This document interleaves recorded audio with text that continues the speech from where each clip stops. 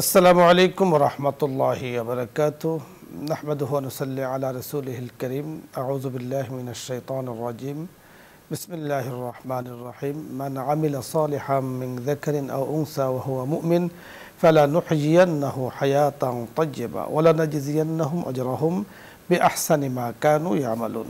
সুপ্রিয় দর্শক মণ্ডলী, মহান আল্লাহ তাআলার দরবারে শুকরিয়া আদায় করছি যে রব্বে করিম আমাদেরকে পবিত্র কোরআন থেকে তেলাওয়াত করার তৌফিক দিয়েছেন। আপনাদেরকে কোরআনের এই মাহফিলে, কোরআনের এই মজলিসে, কোরআনের এই অনুষ্ঠানে আল্লাহ তাআলা যুক্ত থাকার তৌফিক দিয়েছেন। এর জন্য শুকরিয়া আদায় করছি রব্বে করিমের। ইয়া রব্বি লাকাল হামদ ওয়া লাকাশ শুকর। আপনাদের সকলকে স্বাগত জানাচ্ছি, সাদর আমন্ত্রণ জানাচ্ছি জেসিএক্স ইসলাম আমরা একেবারে শেষ পর্যন্ত থাকার জন্য। আল্লাহ রব্বে করিম আমাদেরকে তৌফিক দিয়েছেন। ২৭তম রজনীতে আমরা সাধ্য অনুযায়ী ইবাদত করেছি।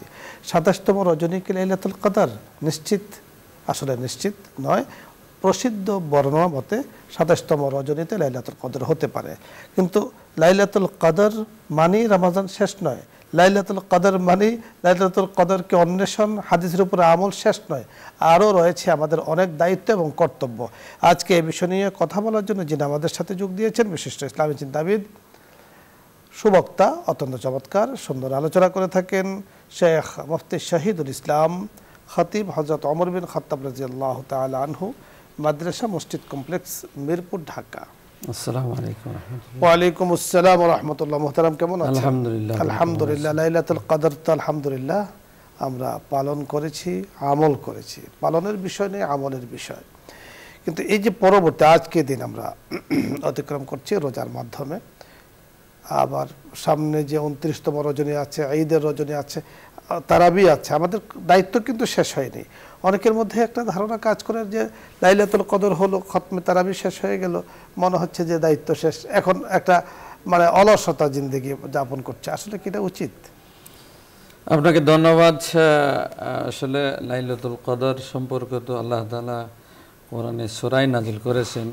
এটা অত্যন্ত গুরুত্বপূর্ণ রাত্র, যে রাত্র কোরআন নাজিল হয়েছে। তো এই রাত্র সম্পর্কে আল্লাহ রাব্বুল আলামিন মেহেরবানি করে আমাদেরকে গোপন করে দিয়েছেন যেন আমরা বেশি করে ইবাদত করতে পারি। তবে রাসূলুল্লাহ সাল্লাল্লাহু আলাইহি সাল্লাম থেকে জানা যায় যে তোমরা লাইলাতুল কদর তালাশ করবা।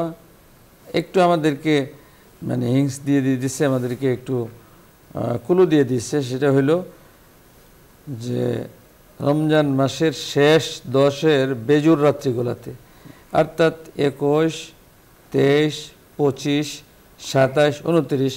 আপনি যথার্থ বলেছেন যে 27কে আমরা ওইটাকে উদযাপন করে থাকি, কিন্তু আসলে 27 না, যেহেতু রাসূল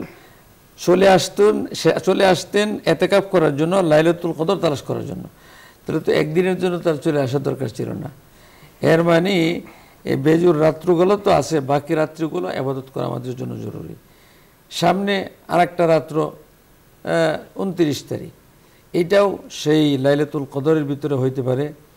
এই জন্য 29 তারিখকেও এই 27-এর চেয়ে কম গুরুত্ব না দেওয়ার, বরং আরও বেশি গুরুত্ব দেওয়ার শেষ, এরপরে রমজান শেষ।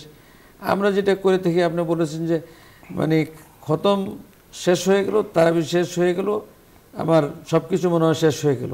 মানুষের মধ্যে একটা মানে অন্যরকম একটা ভাব চলে আসে। আরে না, ইবাদত কবুল হইলে তো মানুষ ইবাদতের প্রতি স্পৃহা বাড়ে, স্পিরিট বাড়ে। তাহলে আমার যদি এখানে স্পিরিট কমে যায়, তাহলে তো বোঝা যাবে যে আমার ইবাদত কবুল হওয়ার মধ্যে সন্দেহ আছে। তাহলে আমার 27 রাত্র যখন চলে গেল, তখন পরের দিনের আজকের 28-এর তারাবি, 29-এর তারাবি বা 30-এর তারাবি, এতে অ্যাটেন্ড করতে হবে, রোজা রাখতে হবে এবং ঈদের জন্য প্রস্তুতি নিতে হবে। ঈদের প্রস্তুতি আমার নেওয়া তার জন্যই সবচেয়ে বেশি আনন্দদায়ক। ঈদ মানে খুশি, ঈদ মানে ফিরে আসা, খুশি রাখার জন্য, যার জন্য পুরস্কার আল্লাহ তাআলা ওই দিন পুরস্কৃত করবে যারা রোজা রেখেছে, যারা তারাবির নামাজ পড়েছে, যারা কিয়ামুল লাইল করেছে, তাদের জন্য। আপনি যথার্থ বলছিলেন। দর্শক মণ্ডলী, আজকে আমরা আলোচনা করছিলাম 27তম রজনী পরবর্তী করণীয়। 27তম রজনী আমাদের চলে গিয়েছে মাহে রমজানের পরবর্তী, বলতে আজকে আমরা রোজা রেখেছি, আমাদের করণীয় আমরা পালন করছি। আগত যে রাত আছে সেই রাত্র ইবাদতের রাত। মনে রাখতে হবে এই রাত্র রমজানের রাত্র, বছরের যে কোনো রাত্রির মতো নয়। রমজানের রাত্র অনেক তাৎপর্যপূর্ণ, ফজিলতপূর্ণ, তাই এই রাত্রের সম্মান কদর মূল্যায়ন করা। অনুরূপভাবে 29তম রজনী, সেটা হাদিসের ঘোষণা অনুযায়ী লাইলাতুল কদর হলেও হতে পারে, তো সেক্ষেত্রে সেই রাত্রে মূল্যায়ন আমাদের করতে হবে। অনুরূপভাবে ঈদের আগের রাত্র, যেদিন আমরা ঈদ পালন করব, চাঁদ দেখা যাবে, এই যে রজনীটা, এর মূল্যায়ন হাদিসের মধ্যে এসেছে। এই রাত্রকে শুধু বিপণী বিতানে অথবা মার্কেটে অথবা কেনাকাটায় না কাটিয়ে ইবাদতের মাধ্যমে কাটানো। এবং সবচেয়ে গুরুত্বপূর্ণ বিষয় হলো সাদাকাতুল ফিতর, যাদের উপর আল্লাহ তাআলা ওয়াজিব করেছেন, যারা রোজা রেখেছেন, সাদকাতুল ফিতর দিয়েছেন, দেবেন। যদিও ফরজটা সবহে সাদেকের আগে হয়ে থাকে, কিন্তু আগে দিতে পারলে ভালো। ঈদের ময়দানে যাওয়ার আগেই সাদকাতুল ফিতর দিয়ে পরিচ্ছন্ন হয়ে নিজের জীবনকে, নিজের মালকে, নিজের স্বচ্ছ রোজাকে পরিচ্ছন্ন করে যাওয়াটা উত্তম। পরে দিলেও হবে, অন্যান্য মাসালা। তাই এই বিষয়গুলো খোঁজখবর রাখা। ঠিক অনুরূপভাবে আমি যেমন ঈদ করছি, আমি যেমন ঈদের আনন্দ উৎসব পালন করার জন্যে আমি পোশাক ক্রয় করছি, আমি ঈদের সামানা, সেমাই, চিনি ইত্যাদি ক্রয় করছি, গরিব মিসকিন তারাও যেন এই ধরনের একটা অংশ পায়, এর জন্য ফিকির করা, এটাও কিন্তু আমাদের দায়িত্ব এবং কর্তব্যের মধ্যে পড়ে। আরও আলোচনা রয়েছে, ইনশাআল্লাহ আলোচনা হবে। তবে সময় হয়েছে ছোট্ট একটি বিরতির, আশা করছি সঙ্গেই থাকবেন। আসসালামু আলাইকুম ওয়া রাহমাতুল্লাহ। সুপ্রিয় দর্শক মণ্ডলী, আমরা এতক্ষণ বিরতিতে ছিলাম, বিরতির পর আবার ফিরে এসেছি জেসিএক্স ইসলাম। আমরা এই অনুষ্ঠানে আমরা আলোচনা করছিলাম 27তম রজনী পরবর্তী আমাদের করণীয় কাজগুলো কি। আমাদের করণীয় কাজ আমরা সকলেই নিজেরাই ঠিক করি। আসলে এটা যদি আমরা কোরআন ও সুন্নাহর আলোকে ঠিক করতে পারি, তাহলে আল্লাহ রাব্বুল কারীমের রেজা এবং সন্তুষ্টি পাওয়া যাবে। আমাকে শরীয়তে যেভাবে বলেছেন, আমি ঠিক ওইভাবেই আমার জীবনকে সাজাই, আমার পরিবারকে সাজাই, আমার ঘরকে সাজাই, আমার ঈদকে সাজাই, আমার আনন্দকে আমি সাজাই, তাহলে ইনশাআল্লাহ আল্লাহ পাকের সন্তুষ্টি পাওয়া যাবে। এজন্য সাদকাতুল ফিতর দেয়া অত্যন্ত জরুরি একটি বিষয়। আরেকটি বিষয় হলো যে মাহে রমজানের পরে আমরা শাওয়ালের 6টি রোজার কথা আমরা খুব জানি। আমরা জানি যে শাওয়ালের চাঁদের 6 রোজা। আসলে হাদিসের মধ্যে এই রোজার ফজিলত তাৎপর্যনীয় অনেক আলোচনা এসেছে। বলা হয়েছে যে আমরা যেই শাওয়ালের 6টি রোজা রাখবো মাহে রমজানের 30টি রোজার সাথে, তাহলে আল্লাহ তাআলা তাকে 1 বছর রোজা রাখার সওয়াব দান করবেন। সুবহানাল্লাহ। তো এই সওয়াবটা কিন্তু পাওয়া যাবে শাওয়ালের 6 রোজা রাখতে। এর জন্য একটা প্রস্তুতি কিন্তু আমরা নিতে পারি, একটা চিন্তা ফিকির করতে পারি। আল্লাহ রাব্বুল কারীম আমাদেরকে বুঝার তৌফিক দান করুন। শেখ, আপনার কাছে আমি আসবো যে এই যে ঈদের আগের রাত্র যে ফজিলতের কথা আছে, এ সম্পর্কে আপনার কাছে শুনবো যে আমরা ওই রাত্রটা আসলে কিভাবে কাটাবো ফজিলতটা পাওয়ার জন্য। এক তো হচ্ছে তাহাজ্জুদ তো কোনোদিনই নিষেধ না, এবং আল্লাহ যে শেষ রজনীতে নিচের আকাশে আসে এটাও কোনোদিন বাধাগ্রস্ত হয় না। তো আমি যদি আমার চিরাচরিত আমলগুলোই করি, তাহলে দেখা গেল যে আমার আসলে আমল হয়ে গেল। আরো সুন্দর কথা শুনবো, তবে যাবো দর্শকদের কাছে। অনেক দর্শক অপেক্ষায় আছেন। আসসালামু আলাইকুম। দর্শক পরিচয় বলে প্রশ্ন করুন। ওয়ালাইকুম আসসালাম। আসসালামু আলাইকুম। শুনতে পেয়েছি, আপনি প্রশ্ন করুন। ওয়ালাইকুম আসসালাম। আমার একটা ছেলে প্রতিবন্ধী, আপনার এই অনুষ্ঠানটা সবসময় দেখে। এখন আমার এই ছেলেটা আবার সবকটা রোজা রয়েছে, 14 বছর বয়স। আপনার জানার বিষয় কি বলুন। ধন্যবাদ আপনাকে। তবে সবচেয়ে খুশির যে বিষয়টি, আপনার প্রতিবন্ধী ছেলে রোজা রেখেছে। তো যে ছেলেটা রোজা রেখেছে তাকে অন্তত আপনি পিতা হয়ে প্রতিবন্ধী বলতে পারেন না, বলবেন না।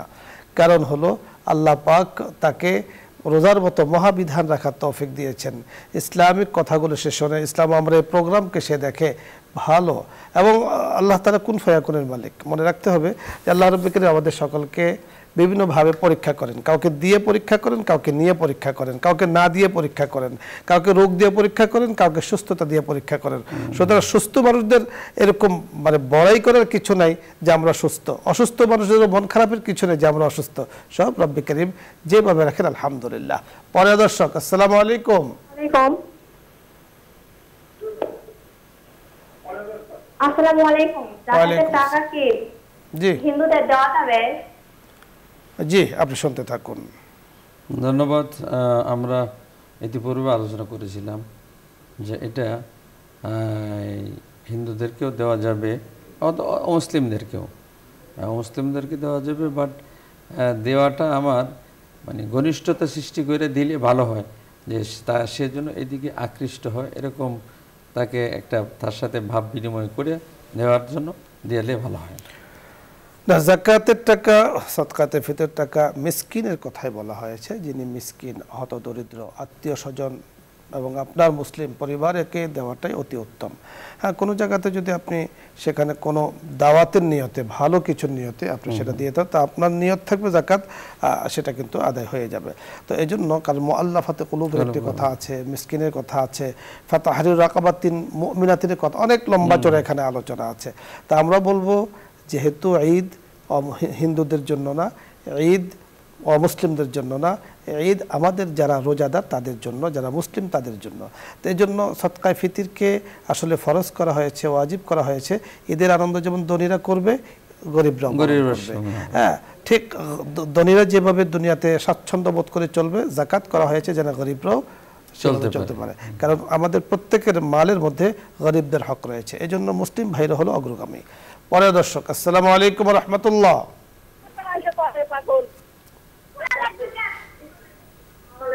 ওয়ালাইকুম আসসালাম।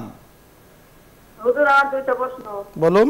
আমি সবে কদরের রাতে প্রথম দিচ্ছি আর পাঁচ রোজার দিন কোরআন প্রথম দিচ্ছি, একটু দোয়া করবে। জি। আর একটা প্রশ্ন, সাহুর সিজদা কাকে বলে আর কোন কোন ক্ষেত্রে সাহুর সিজদা দিতে হয়? ধন্যবাদ, আপনার খতম আল্লাহ তাআলা কবুল করেন। আমরা দোয়া করছি। সাহু সিজদা ভুলের জন্য যে সিজদা দেওয়া হয় তাকে বলা হয় সাহু সিজদা। কখন দিতে হয় শেখ? সাহু সিজদা দিতে হয় যখন নামাজ শেষ বৈঠকে যায় শুধু আত্তাহিয়াত পড়ে ডান দিকে সালাম ফিরে দুইটা সিজদা দিতে হয়। নামাজের মধ্যে যদি কোনো ওয়াজিব ভুলে ছুটে যায়, তাহলে কখন দিতে হয়, কেন দিতে হয়, সাহু সিজদা কাকে বলে, আশা করে বুঝতে পেরেছেন। মোহতারাম, ধন্যবাদ আপনাকে। আজকে সুন্দর আয়োজনে আপনি শরীক হয়েছেন। সাহু সিজদার মতো গুরুত্বপূর্ণ বিষয় নিয়ে রমজানের অর্থাৎ ২৭তম রজনী পরবর্তী আমাদের করণীয় বিষয়ে আপনি কথা বলেছেন, এই জন্য আপনাকে ধন্যবাদ। আল্লাহুম্মা বাইয়িজ ওয়াজহাক। দর্শক মণ্ডলী, আমরা আজকে অনুষ্ঠানের শেষ পর্যায়ে আছি। অনেক সুন্দর সুন্দর কথা আসলে রোজা রেখে আমাদেরও বলতে মনে চায়, আপনাদেরও শুনতে মনে চায়। তো আল্লাহ রাব্বুল কারীম এই যে একটা মহাব্বত, এটা একটা আকর্ষণ আল্লাহ তাআলা দিয়েছেন, আল্লাহ তাআলা যেন আমাদেরকে এর উপরে স্থায়ী রাখেন, ইস্তেকামতের সাথে রাখেন, মজবুতির সাথে রাখেন এবং ঈমানের উপর অটল অবিচল রাখেন। আল্লাহ তাআলা আমাদেরকে যে রোজা দিয়েছেন, ২৭টি রোজা আজকে আমরা পালন করছি, ২৮, ২৯, দুটো রোজা আরও আছে। তো খুব ভালোভাবে ৩টে রোজা হতে পারে, ভালোভাবে সুন্দরভাবে যেন রোজাগুলো পালন হয়। সাবধান, এমন কোনো আচরণ, এমন কোনো কাজ করা যাবে না যে আপনি সারাদিন মার্কেটে ঘুরলেন, রোজাও নষ্ট হয়ে গেল। কি হবে মার্কেট দিয়ে, কি হবে পোশাক দিয়ে, যে মার্কেট আর পুরো কারণে আমাদের রোজা নষ্ট হয়ে যায়। এই জন্য সুন্দর পোশাকের কথা বলা হয়েছে, উত্তম পোশাকের কথা বলা হয়েছে। সবসময় যদি নতুনের আপনি পেছনে ঘুরেন, তাহলে নতুনের পেছনে ঘুরতে ঘুরতে দেখা যাবে আমার মূল্যবান সময় নষ্ট হয়ে যাবে। আল্লাহ রাব্বুল কারীম আমাদেরকে ভালো রাখুন, ইবাদতগুলো কবুল করুন, আমিন। আজকে আমরা সকলকে ধন্যবাদ জানিয়ে আগামী দিনের অনুষ্ঠানে আমন্ত্রণ জানিয়ে আজকের মতো বিদায় নিচ্ছি। আসসালামু আলাইকুম ওয়া রাহমাতুল্লাহি ওয়া বারাকাতুহু। দুরূদ শরীফ পড়ি। আস্তাগফিরুল্লাহ রাব্বি মিন কুল্লি যামবি ওয়া আতুবু ইলাইহি লা হাওলা ওয়া লা কুওয়াতা ইল্লা বিল্লাহিল আলিয়্যিল আযীম। আল্লাহুম্মা সাল্লি আলা আলিহি ওয়া আসহাবিহি। আলহামদুলিল্লাহি রাব্বিল আলামিন ওয়াস সালাতু ওয়াস সালামু আলা সাইয়্যিদিল আমবিয়া'i ওয়াল মুরসালিন ওয়া খাতামিন নাবিয়্যিন وعلى آله وأصحابه أجمعين. اللهم يا كريم يا رحيم، كريم السجايا جميل الشيم، نبي والورايا شفيع الأمم، كريما ببخشا إبرحالما يهستم أسيري كمن دي هوا، نداري مغير زتو فرياد رست তুই আসিয়ারা খতা বখশো বস, নিগাহদার মারাজ রাহে খতা খতা দর গুজারো সওয়াবাম নুমা। ইয়া আল্লাহ, মাহে রমজানের মাওলাই করিম ২৭তম রজনী পার করার পরে ইয়া আল্লাহ 27তম রোজা পালন অবস্থায় আপনার শাহী দরবারে হাত তুলেছি। মাওলাই করিম, এই রোজা অবস্থায় শয়তান আমাদেরকে বিভিন্নভাবে ওয়াসওয়াসা দিতে চায়, মেহেরবানি করে তার ওয়াসওয়াসা থেকে আপনি আমাদের সকলকে হেফাজত করেন। মেহেরবানি করে ইয়া আল্লাহ গত রাতের ইবাদত, तमाम জীবনের ইবাদত, মাহে রমজানের ইবাদত, সামনের ইবাদতগুলোকে আপনি কবুল ও মঞ্জুর করে নেন।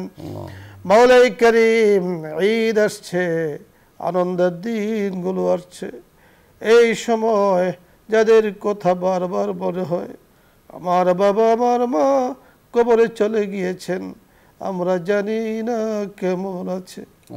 কবরবাসী মাহে রমজানে আরামে ছিলেন, চিৎকার শুরু করে দিয়েছেন, আবার আযাব শুরু হয়ে যাবে। ওগো করিম, আপনি তো দয়াময়, পরম দয়ালু, মেহেরবানি করে যাদের বাবা মা কবরে চলে গিয়েছেন, বসুন্ধরা সম্মানিত চেয়ারম্যান মহোদয়ের বাবা মা সহ আত্মীয় স্বজন যারা কবরে চলে গিয়েছেন, ইয়া আল্লাহ ইসলাম আমরার সাথে যারা যুক্ত আছেন, যাদের বাবা মা কবরে চলে গিয়েছেন, মেহেরবানি করে সকলকে আপনি মাফ করে দেন। ইয়া আল্লাহ তাদের সকলের জন্য মাগফিরাতের ফয়সালা করে দেন। আমরা যারা বেঁচে আছি ইয়া আল্লাহ আপনার হুকুম মোতাবেক বেঁচে থাকার তৌফিক দান করেন। জেসিএক্স পরিবারকে কবুল করে নেন, বসুন্ধরা পরিবারকে কবুল করে নেন, চেয়ারম্যান মহোদয়কে, পরিবারের সদস্যবৃন্দ যারা আছেন, তামাম জাহানের উম্মতে মুসলিমার পরিবারের সদস্যবৃন্দদেরকে আপনি মাফ করে দেন। বাকি রোজা তারাবিগুলো সহিহ সালিম মতে আদায় করার তৌফিক দান করেন। আমিন বিহুরমতি সাইয়্যিদুল মুরসালিন। আলহামদুলিল্লাহি রাব্বিল আলামিন।